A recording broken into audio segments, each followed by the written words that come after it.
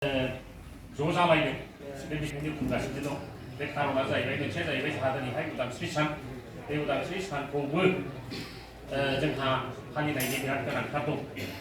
जिहेतु जोङो भारतीय नागरिक हिसाबै जोंहाबो साफ्रोमबो जोङो भारतनि सिटिजेन हिसाबै जोंहाबो बेखौ मानिनाया अधिकार जोंहाबो दङ आरो बे अधिकारनि सिङाव थानानैनो जोंहाबो जोंनि मोनथायफोर दङ बे मोनथायखौ जोङो बिनानै लानो हानायबो जोंहा अधिकार दङ दा बे हिसाबै जोङो बिसोरखौ मान होयो सनमान होयो आरो बेजों लोगोसे जोंनि जि थांखि जोंनि बे जोंनि बर'नि जों बै समाव 1987 निफ्राय जों आरम्भ खालामनानै जे जुजिदोंमोन जे आलादा बड'लेण्ड रायजो जोङो बिनायनि बे थांखियै जों बै समावनो ओंखारजेनदोंमोन जुरिदोंमोन बेयाव जोंहा आद्रा थालांनाय बै समाव जोङो मोनसे एकर्ड खालामनायनि गेजेरजों जोङो एसे जों हां मोनथोंसै होननानै जोङो मोनसे एकर्डखौ खालामग्रोनाय जादों लासै लासै फारि फारि जों जालांगोन बेनिफ्राय बेयाव माखासे जोङो बै एकर्ड जानायाव जोङो माखासे सारेन्डार जानानै थादों ओमफ्राय माखासेया जोङो उनाव मावबावनांगौ होननानै जों थाथ'दों जों साफ्रोमबो दा बेयाव थानायफ्रा जोङो बयबो उननि समाव जोंहा मावलांनांगौ होननानै जों नेथ'नानै थानाय जोङो साफ्रोमबो सोद्रोमा आरो ओमफ्राय जोंहा उपेन्द्रनाथ ब्रह्मआ जोंनि बे दतमा आन्चलिकनिनो बड'फा उपेन्द्रनाथ ब्रह्मआ गोबांथार बेहा सिमां मिजिं दंमोन गाव थासान्दियावनो खालामलांनो नागिरदोंमोन नाथाय गावनि देहानि थाखाय बियो जोंनि एकर्डखौबो मोनस्लाबैनि आगोलनो बिनि जिउखौ बे गाव बावलांनांबाय बे गावनि देहाखौ जेबो जत्न लानो जाथिनि थाखाय सिन्था खालामैनो गावनि देहायाव मा जादों मा जायाखै बे जेबो सानाखै जाथिया जोंनि गोनांसिन जाथियासो आंनि गोनांसिन जाथि थाङोबासो जोङो थांगोन होननानै बे उद्देश्यखौ लानानै बिथाङा गाव थैनायनि आगोल मोनसे जोङो दहाय बेयाव आलारि बाथि सावदों बिबार माला बिबार जोङो बेयाव सारनायाव जोङो नुदों बेयाव लिरनाय दंमोन बेहा मोनसे सिमां दंमोन जे गावनि थैलांनायाव बेहा जेबो दुखु दाहा थानाय नङा नाथाय जे आंनि सानस्रि बे आंनि सान्थौ जाथिनि सानस्रि जे बे जाहैबाय आलादा बड'लेण्ड रायजो बेखौ मोनाबा हले बेखौ जुदि सुफुंनो हायाबा हले आंनि गोसोआव दुखु थालांगोन दिनैसिमबो जोङो जोंनि बड'फा उपेन्द्रनाथ ब्रह्मनि बै गोसोआव दुखु थानाय दंगासिनो दं बेखौ जोङो सुफुंनांगोन बेखौ जोङो सुफुंनो हायोबासो जोङो बेखौ गोजोन होनो हागोन आरो बेनि जिउआबो गोजोननाय मोनगोन दिनै जोङो साफ्रोमबो जेसेबांखिनि दङ बे जोंनि बड'फाजों लोगोसे आरोबाव बेसेबांबा बुरजा जोंनि बर'नि थाखाय गावनि जिउखौ बावसोमनानै थैलांबाय सोरबा पुलिस मिलिटारिजों गावथारजाबाय सोरबाया गोबांथार खाथिनानै बेमार आजारजोंबो थैलांबाय सोरबा नाना धरनि बेमार जानानै थैलांनांबाय बिसोरनि जिउआबो बावदों बर'नि थाखाय जोंनि बर' रायजोनि थाखाय बा बर'नि उदांस्रिनि थाखाय बा जोंनि जे जोंहा जि भारतनि नागरिक हिसाबै जोंहा जि उदांस्रि हिसाबै जोंहाबो गासिबो मोनथाया जोंहा थाजोबनांगौ समान जाजोबनांगौ दा जोङोथ' सोरजोंबा जोङो नासयजागासिनो दं दासिमबो नासयजागासिनो दं दिनैहाय जोङो मानो ओंखारफिननांगौ गोनां जाखो बेनि खार'ना जाहैबाय जों गोसो जानानै ओंखारसै होननानै ओंखाराखै जोङो दिनै नुबाय परिबेसा एसे जोंखौ बोरैबा नारसिननाय मोनबोनाय जोङो मोनदों जायनि थाखाय जोङो सिन्था खालामफिननांदों बै समाव जोंहा मोदोमाव नांबाय जिबादि जोङो गोजौजों दावखोनानै जोंहा थांनांगौमोन मोनफा मोनफा स्टेप जानानै जोङो बारायलांनांगौमोन दा बे बारायनायखौ जोङो नुवाखै जायाखै नाथाय जोंहा गाहायावसो नाख्लायफिनजानाय बायदि मोनदों जेब्ला बेबायदि मोनदों बेयावसो जोङो अल बड' एक्स भलेन्टियार फर्सआ जोङो बेखौ साननांगौ गोनां जादों जोंनाव मोदोमाव नांदों नै जों बै समाव जे थाथ'दोंमोन बे थाथ'नाया जोङो गोजौ थांनांगौ गाहायाव फैयोबाथ' जों बेखौ मानिनो हाया जायनि थाखाय जोङो दिनैहाय 2022 सनाव जोङो दाफिननानै जोङो बेखौ जों मोजां सिन्था खालामफिननि मा खालामनाय जायो दा बिनि थाखायनोथ' जोङो मा खालामदों माबा मोनसे जोङो हाबा मावनोब्ला जोंनि संगठनखौ बा जोंखौ जों राफोद खालामग्रोनानै लानांगौ जायनि थाखाय जोङो जोंनि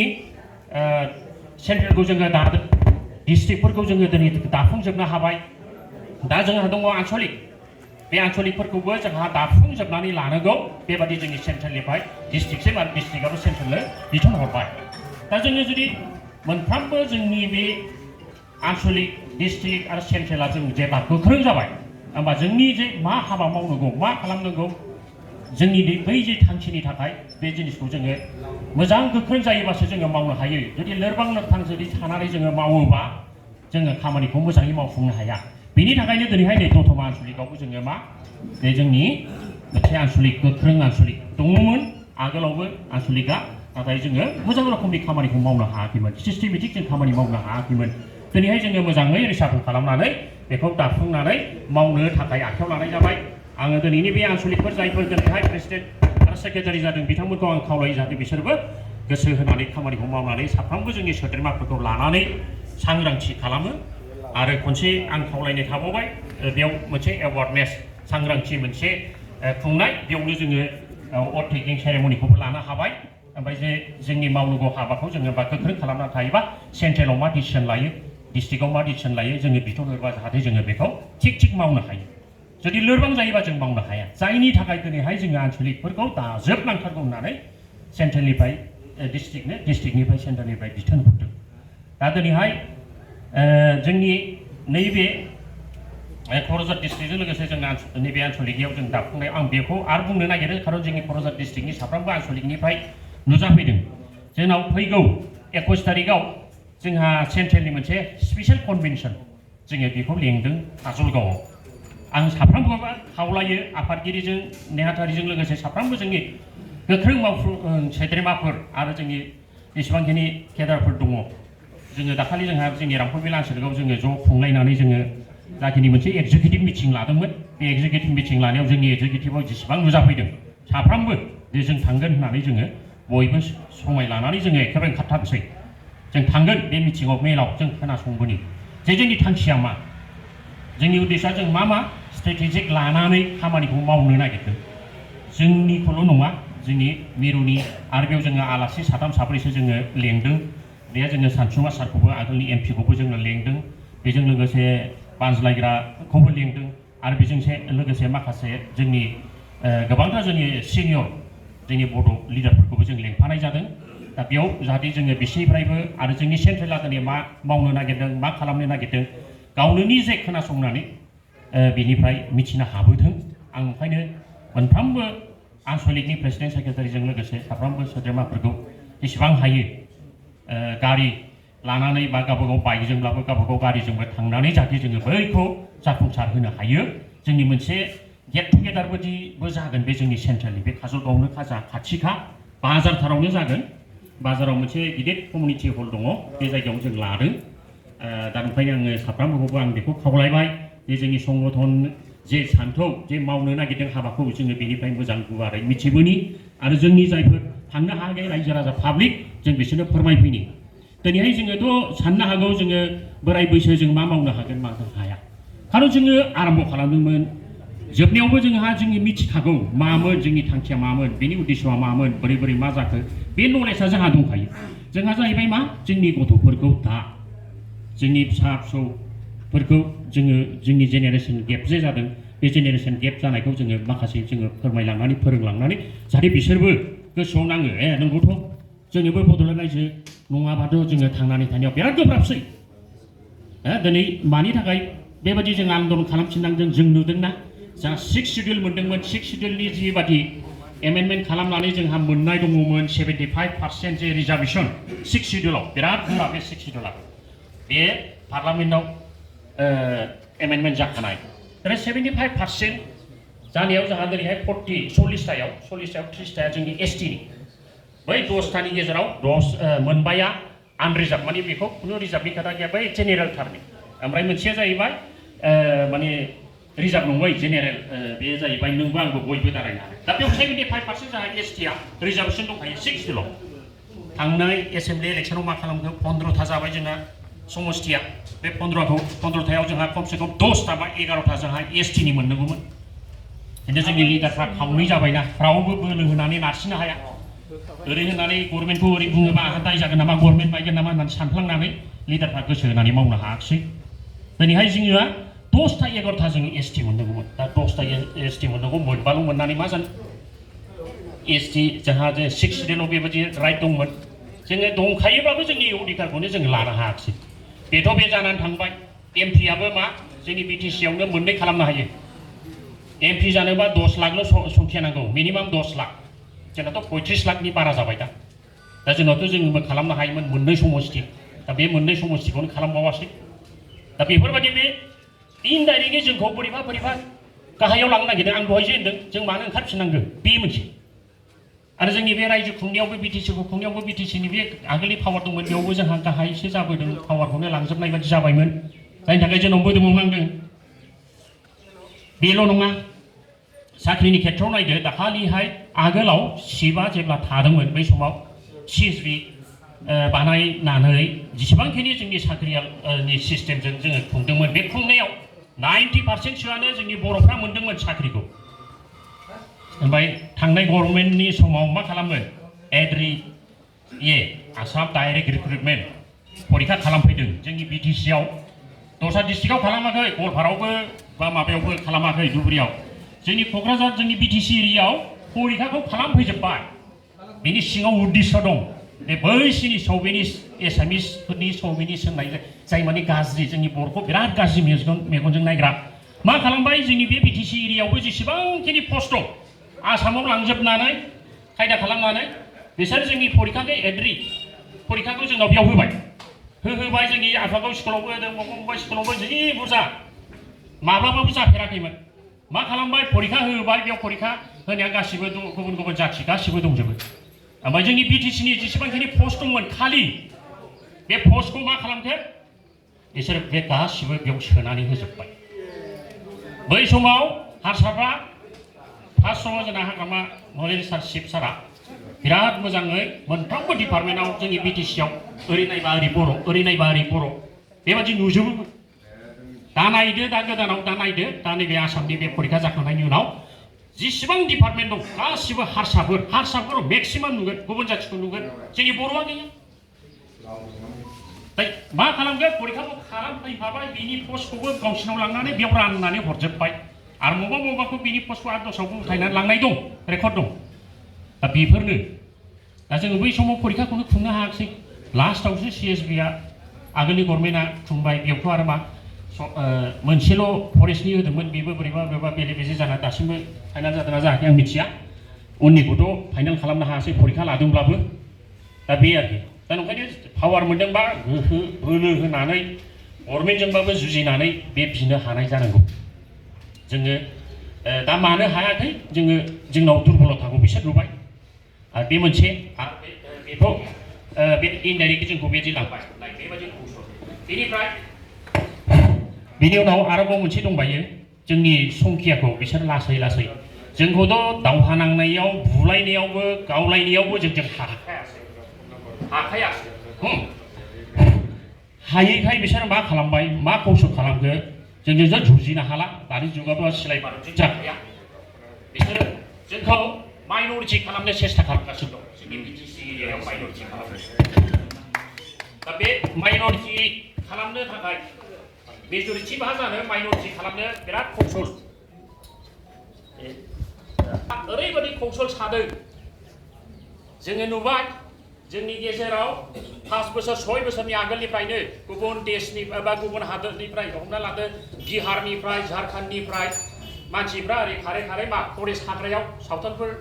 बे जायगायाव जेराव रिजार्भ बे जायगायाव बिसोर थानानै लासै रिजार्भखौ सिफायजोब्बाय दा दिनैहाय बिसोरा बेयाव NGOनि स्कुलबो दं बेयाव माने भटार लिस्टबो मोनबाय गामिबो फरेस्ट भिलेजनि बोरै मोनखो मोनबाय मोननानै दा बिसोरखौनो एखेबारे भटार गासिबो खालामना होजोब्बाय बे गभर्नमेन्टनि पलिसि माबोरै मोनखो दस्रा स्टेटआव दा नायो नोङो अरुणाचलाव थाङोबा जोंनो थाङोबा अरुणाचलाव थाङोबा इन्टार पारमिट नांगौ हाबोबानो जों एडमिसन फिस होनानैसो हाबनो हायो बेबो सम दं बिसोर बेबायदि खालामनाय जोंनावथ' बेबायदि गैला नै हाबफैगासिनो आरो बे जोंनि भारतनि नागरिक जाबाय बेयावनो भट होनो मोनसैलाय इनडाइरेक्टलि जोंखौ खालामो गभर्नमेन्टआ मिथिबाबो बेबायदि खालामदों दाखालिहाय बिसिनि झारखन्डआव हजोंहाय भट सारान्डार जाबाय ओमफ्राय माखासेया खारबोनानै बेयाव सिलाय लानानै थाफैदों जोंनि बे रामफल बिल आथियाबारि बे जायगायावनो बिसोर सिलाय लाना था बयबो नुयो पुलिसनि खिन्थायो पुलिसा मा दं माथो गैया नङागारा बुंनाया खिन्थाहरजागोन एसपिनो ओरै होननानै बुंहरलायबावबाय आरो बै मानसियाबो एसपिजों दंखायोखाय बे खिन्थाहरदो आंबो खिन्थाहरगोन एसपिनो आंथ' नोंनो खिन्थादों नंगौ होननानै ओमफ्राय नोंहा बेबायदि होननायावसो बे साब इन्सपेक्टरा एसे गाहाय जादों मिथिखाथारगौ दङ होननानै मिथिगौ बेयाव माने गभर्नमेन्टनि पलिसि दं इनडाइरेक्टलि जोंखौ माइन'रिटि खालामलायो बेयावथ' दा बेखौ जोङो नुसारबाय बेनि बादै जोंनि टाउनाव नायबावो टाउनावबो जों दाखालि जोंनि हाखौनो सिख'नो थाखाय नाजादों माखासे मानसिया बाङालिफ्राबो मा बेयाव जाखिनि जोंनि बाङालिफोर बेयाव थानायफोर दं बे अरिजिनेला बारा बुरजा नङा दा जोङो नुगोन बाहेरानि थाफैनाय बिजनेस खालामनो थाफैनाय बिसोरनो बेयाव बिनि बासिन्दा जागासिनो दं बिहारिफोरबो टाउन एरियायाव बेसेबां बारायखो जोंनि मानसियाथ' रावबो नाया टाउनावथ' जों मानसिया थाया टाउनावथ' जोंनि मानसिया थालाबायाना गामियाव फैयो नाथाय टाउनाव थायै बेयाव मावै दाङै खामानियाथ' जोबा टाउनाव हाजिरायाबो बारा बिसोर थांनानै बेयाव थाबै बिनि बासिन्दा जानानै बिनि भटार मोनबाय बेयावनो बे आधार कार्ड बानायगोन मेजरिटि जाबाय जोंहा बर'आ माइनरिटि जालांबाय थानोसै आरो बेहाय जों नुबाय थाबाय जे जोङो मिडियायाव नुबाय थायो नै ओरै लोमजानानै एक्सिडेन्ट जाबाबो बर' थैयो आरो अन्थाइ गावबाबो बर' थैयो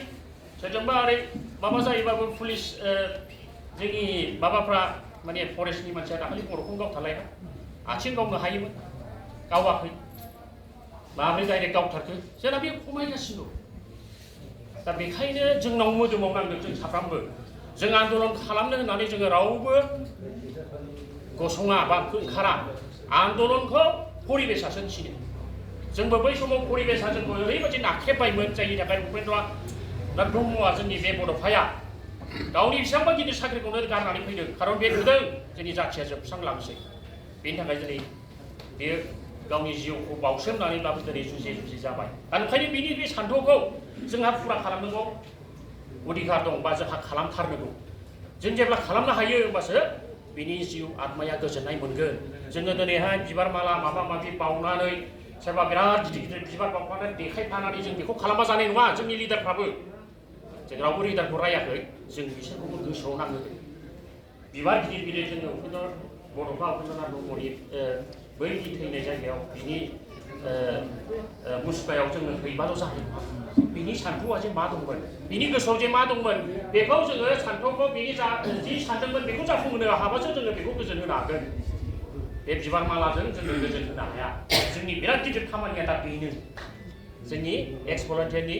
गिदिरथार मावनांगौ हाबाया बेनो बेनि सान्थौखौ जोङो आबुं खालामनांगौ दा आबुं खालामनांगौ जोंहा जोंनि साननो हागौ जोंहाथ' बोराय बैसो जाबाय माबाय बिदि साननो हागौ नंगौ बोराय बैसो जाबाय खिन्थु जोंहा जोंनि जे आगोलनि मा दङमोन जोंनियाव गोसोआव हाबखाजोबखानाय बेखौ जोङो जोंनि उन जेनेरेसननो जोंनि फिसाफोरनो जोंनि फिसौफोरनो जोंनि उननि जायफोर दङ दाखालि जोङो सासे जोंनि दतमानि सासे पिएमबि बडिनि जों सासे दैदेनगिरिखौ लोगो हमदोंमोन दतमानिनो आनसलिकनिनो बिथाङाबो होनदों जोंनाव बिराद जेनेरेसन ग्रेप जाबाय आन्दलना नांसिगौ आन्दलननि बिराद गोनां जाबाय मानो होनोबा जों आन्दलन गैयाबानो बेबायदि थाबाय थायोबा जोंखौ कन्ट्रल खालामनानै जोंनि बिटिसिखौ बेथर खालामसिगोन बा जोंनि बड'लेण्डखौ नस्थ' खालामसिगोन आरो बेयाव बिग्रा गैयाबा सोरबा बुंग्रा गैयाबा जाया बिसोरबो सिरि थाबाय फावदार खौसल खालामगोन बिसोर सोरबा माबा जानायखौ सोरबाफोर बे गाज्रि खौसल खालामनायखौ बेबायदि संगठन ओंखाराबा बै गाज्रि खालामग्रा बे गाज्रि जाय सेन्टिमेन्ट लादों बिसोरखौ जोंनि सिगिनो हागौमानि बे कौशलखौ बिसोर नाजाबाय थागोन आरो जोंखौ माइनरिटि खालामलांगोन दा ओंखायनो जोङो गसंथानांगौ जेब्ला बिसोरना ओरैबायदि संगठन ओंखारबाय जेरै जोङो मावनो नागिरनाया बिसोर बेखौ मिथिबाय दे जों खालामजाला जों साबधान जानांसिगोन होननानै बिसोरबो गिगोन मोनसे खोथा नाय दा दिनैहाय जोंनाव बिटिसिआव बेबायदि बुंलायनो हायै जाबाय गुबुन जाथियासो खर' थिखांलायनो हाबाय दाखालि बिटिसिआव इलेक्सन जाबाय नङा होमबा बांगालफ्रा मा होनदों जे जोंनो EM नांगौ बर'फ्रा 1 नाम्बार पपुलेसनाव सेकेन्डआव जों बांगालफ्रा होननानै जि दुगा ओमफ्राय जोंनो EM नांगौ सानै साथाम बेबायदि गियो नायदो बिसोर बोरै गिनो हागोन बड'लेण्ड आन्दलन खालामनानै जोंसो बर'फ्रासो खालामनानै बड'लेण्डखौ मोनबोदों आरो बिसोरसो बेबायदि बिनो हाबावबाय सोरबाथ' बड'लेण्ड बिनानै मोननायाव जाखिनि बेयाव जोङो मा मोनदों प्रायख'फोर मोनदों बे प्रायख'खौ जाग्राफ्राथ' बड'लेण्ड आन्दलन खालामनायाव लोब्बा गैयि मानसिजों बांसिनानो बिसोरखौबो सेन्टिमेन्टआव लाबोहोनो हानांगोन सोरबाया देरदोंब्ला गिदिर माबा मोनसे खालामनो हादोंबा गावखौ सोरबा कन्ट्रेक्टरजों सोरबा साख्रिजों खालामनो हादोंब्ला जोंबो इनडाइरेक्टयै नोंसोरबो जाथिनि थाखाय सिन्था खालामनानै नोंसोरबो इनडाइरेक्टयै जोंखौ हेफाजाब होनांगोन रांखान्थि हक बबेबा मोनसे कौशलजों बुद्धिजों सोलेरजोंबो थाबाय जोंनि बुद्धि कौशलजों थाबाय जोंनि स्कलारजों थाबाय जोंनि लिरनायजों थाबाय जोंनि मिडियानि दैदेननायजों डिजिटेल महरनि गेजेरजों जों एबार दावहा नांगोन ओमफ्राय बे दावहा नांनायाव जोङो साफ्रोमखौबो लेंखागोन जों गोजानाव थानाय नङा जोङो जेसेबांखिनि जोंनाव संगठन दं बर'नि संगठन 30टा 32टा 35टा जेसेबांखिनि जोंहा जोंनि एबसुखौबो लानानै साहित्य सभाखौ लागोन समाजखौ लागोन धोरोमनि जेसेबांखिनि संगठनफोर आरो जेसेबांखिनि जोंनि आबादारिनि एमप्लय फेडारेसननि हक बा जेसेबांखिनि जोंनि संगठनफोर दङ बेखौ लानानै जोङो बयजोंबो जोंनि आफादा बे मोनफ्रोमबो बिसिनि मिरुनि मानसिफोरजों लोगो हमनानै जों रायज्लायगोन बेनि उनाव जों मोनसे कनभेनसन खालामगोन जयैनो बेयाव जोङो मोनसे गोख्रों राहा लानानै जोंनि आन्दलनखौ जोङो गोख्रों भाबै आरम्भ खालामगोन जोंथ' दा जुरि जेनगोन जुरिनियाथ' जों जुरिखागोन आरो जुरिनि थाखाय जों आखायाव लादों नैबे स्पेसियेल सेन्ट्रेल कनभेनसन खालामनायनि खारनाबो बेनो आरो ओंखायनो जाहाथे जोङो रावखौबो दुखु होआ जोंनि मोन्थाइखौसो जोङो बिगोन आरो दिनैहाय जोङो बेयाव उदांस्रि सान फालिदों दानि जोंखौ रायजो बिग्रा होननानै जोङो इन्डिपेन्डेन्ट खालामनाय माबा बे जों फिरफिला बिरहोनायाव बादा होयो नामा मायो नामा बिसोर जोंनि भारतनि बिरुदि नामा होननानै बेखौ नायग्राबो नैबे मिथिङावबो सोरबा थानो हागौ आइबिनि मानसि प्रटेक जोंनि मिथिं जानो नागिरबा मायोबा बिसोर मिथिखायो ओमफ्राय बिसोर बे मिथिङाव थाफायो खोनासङो दा ओंखायनो जोंनि उद्देश्यआ गाज्रि नङा जोङो दिनैहाय बेयाव जोङो फिरफिलाखौबो मानिबाय जोङो भारतनि नागरिक जोंनि जा मोन्थाइ दं बे नागरिकनि सिङावनो बे जों भारतनि संबिधाननि सिङाव थानाय जा अधिकार दं बे अधिकारखौसो जों बिदों जोंनि बड'फा उपेन्द्र नाथ ब्रह्मआबो बेखौ लानानैसो बिथा खालामनानै बिदों जायनि थाखाय जोंनि भारतनि मानसिफ्राबो ना होननो हायाखै दा ओंखायनो जोङो बेखौ जुरिफिननांगौ आं बेखौ खावलायनाय थाबाय जोबथारनायाव बारा गोलाव बुंब्ला मालाबा जोंना सावरायबावनाय जाखागोन जोबथारनायाव आं मोनसे खोथा बुंनो नागिरदों जे जोंहा बै समाव जोङो बिराद आन्दलन खालामबोदों दावहा नांबोदों बे नांबोनाय समाव जोंहा बिएससि मोननाय समाव जोङो जोंनि गेजेराव जोङो माखासे सारान्डार जाखानाय जादों जायहा माने केस दं मा दं जाहाथे बेखौ जोङो जेनेरेल एमनेस्टिनि गेजेरजों जोंनि बेनि केसखौ फोजोबनो हानानै ओमफ्राय माखासेया थाथ' होननानै जोंखौ थाथ'होनाय जादों जोंबो थाथ'नाय जादों बहुदआनो जोंनि गिदिर गिदिर दैदेनगिरिफ्रानो बै समाव भलेन्टियार फर्सआव थानाया भलेन्टियार फर्सखौथ' सिफायदोंब्लाबो बे जोंहा एक्टिभ दंखायो जोंनि गोसोआव दा बेयाव जोङो थाबोनाय मानसिफ्रा जोङो नुबाय जे आन्दलन खालामनानै मोननानै बिएससिनिफ्राय बिटिसिनिफ्राय बिटिआर मोनदोंना बेयाव जोंनि बै भलेन्टियार फर्सनि मानसिफ्रा ओरैबादि खस्थ'नि गेजेरजों सैसोनानै खामानि मावबोदोंमोन बेसाराफ्रा बिटिसिनिफ्राय बा बिएससिनिफ्राय बा बिटिआरनिफ्राय जेबो अनसुंथाइ मोनाखै जेबो मावथारै मानसियासो दिनैहाय बेसेबांबा गिदिर जालाजोब्बाय सोरबा कन्ट्रेक्टरजों सोरबा माबाजों सोरबा माबा दाखालि जोङो लास्टनि बे बिटिआर इलेक्सन माबायाव एकर्ड जानायाव माथो जाया थारमाने एनडिबिनि माखासेफ्रानो जाय अरिजिनेल बिसोरनो मोनाखिसै बेसाराबो बे नङै मास मोनसे मोननैल' बेयाव थाहैनो मोनलै बेयाव थानानै केम्प खालामनानै थाबानो मोनो होननानै ओरैनो दोनलाहैनाय एनडिबिआव खालामनायखौ जोङो बेसेबां ओरैनो मोनबाय आन्दलनजों लोब्बाय जोंहा बेसेबांबा जुजिनानै नांनानै दिनैहाय सोरबाया लोमजा साजा थैलांबाय सोरबा गुलि गावजानानै दिनैसिमबो दङ लेंग्रा जानानै दं बिसोरखौ जेब्ला जों थांनानै जेब्ला बे मिथिङाव नुयो बेयाव जोङो गोसोआव गोसो गाबनाय फैदों अन्तत' बिसोरबादि मानसिखौ जोङो बिदिबादि गोसो होनानै मावदोंमोन बै समाव जोङो आन्दलन खालामनाय समावथ' माबेमोन जोङो गणतान्त्रिक भाबै जोङो आन्दलन खालामदोंमन अस्त्र थस्त्र जेबो गैया जेब्ला जोंखौ बिसोरो रेप खालामो जोंखौ गावो जोंखौ बुथारो बायद'आवसो गिनानै जोंबो सिलाइ दैनांदों सिलाइबो गैयामोन जों हाथुरा लादों बोरला लादों माफुल लादों बेजोंसो सिख' जोङो खालामनानै मावबोदोंमोन एफा खस्थ' खालामग्रा मानसिफ्रा दिनैसिम बेबायदि जारला जानानै दं गोसोआव बेना दावदार थाबाय जाथिनि थाखाय एफा मावनानैब्लाबो जोंहा जेबो गैया नंथारै मानसिफ्रासो बेबायदि जाब्ला बे नुयोब्ला गोसोआव गाबखाङो दा बेफोरबायदिखौ सिन्था खालामनानै जोङो चिफनि खाथियाव जों आर'ज गाबदों जोङो बुंदों चिफआबो बेखौ ना होनाखै नंगौ नोंसिना थालांदों होननानै लास्ट जोङो जेब्ला आगोलनि एसेम्बलि जानायाव जेब्ला मोनसे लास्ट खनसे बिटिसि जानाय बे इलेक्सननि उनाव जोङो खनसे एसेम्बलि फार्स्ट एसेम्बलि जादों लास्ट दिनखालि थांनानै जोङो मोनसे लेखा होदों गावनिफ्रायनो एसे खोथा मोनदों ओमफ्राय नैबे एसेम्बलियावबो जोङो बेखौ डिमान्ड खालामनानै जोङो रायलायनायाव बेखौ जोङो पिएम बडियाव रायलायनानै माबा मोनसे खालामसै होननानै चिफ सारा खोथा होनायलाय जोङो पिएम बडिनि मानसिफोरखौ लोगो हमनानै रायलायनानै बिसोरो जोंनि एमएलएनि इलेक्सनाव बिसोरो मेनिफेस्ट'आवबो लिरनानै लादों आरो बेखौनो लानानै जोङो गेजेराव खननैसो जोङो लोगो मोननानै बा रायलायनाय जादों ओमफ्राय लास्ट टाइमाव जोङो खनसे नैबे थांनाय जुलाइआव आंबो दंफायोमोन जोंनि सेन्ट्रेलनि प्रेसिडेन्ट आरो सेक्रेटारि जोङो स्पिकार दङमोन जों साब्रैजों गाव माने जों गावजों रायलायनाय होननायाव जायखिया गाव आं मोनसे जायगायाव थांगोन माबागोन नोंसोर बे जायगायाव थाहैदो आं दा थांगोन आं लोगो हमहैगोन नोंसोरखौल' जोंखौल' बे मोनसे जायगायाव लेंहरनानै बेयाव गावनो लोगो हमदों बेयाव गाव खोथा होदों नोंसिना थालांनाय जादों नोंसिनिखौ नांथारगौ जों खालामसै होननानै बे खोथा होदों बिसोरो CWC आवबो रायलायदों जाहैबाय जोङो डनेश्वर सारनिफ्राय एसे मिथिनो मोन्दों बेजों लोगोसे PMBOD आवबो सावरायनाय जादों लास्ट पार्लामेन्ट जोंनि एसेम्बलि जादों लास्ट दिनखालि 30 तारिखआव बे दिनावबो जोंना डनेश्वर साराबो बुंबाय शिब साराबो होनबाय दा बे खोथाखौ दा जोंहा डेभेलपमेन्टआ बेबादि जादों ओमफ्राय जोंखौ बै PMBनि जेब्ला रायलायनाय जादों बे समाव जोङो सेन्ट्रेलि जोङो नैबेसे जन होननानै जों खिन्थादोंमोन नालाय दा बेखौ डिस्ट्रिक्ट वाइसै पार्टिनिफ्राय डिस्ट्रिक्टनि पार्टिनि प्रेसिडेन्ट सेक्रेटारि बिसोरनो माने जोंनि लिस्टफोरखौ गावबागाव डिस्ट्रिक्टआव जायफोर प्रेसिडेन्ट सेक्रेटारि दं बा बिनि माखासेफोर ओमफ्राय जोंनि मानसिफोरजों थानानै भेरिफाइ खालामगोन गावसोरथ' सोर नंगौ नङा बेखौ एसे नायगोन आरोखि सालिजारि खालामनानै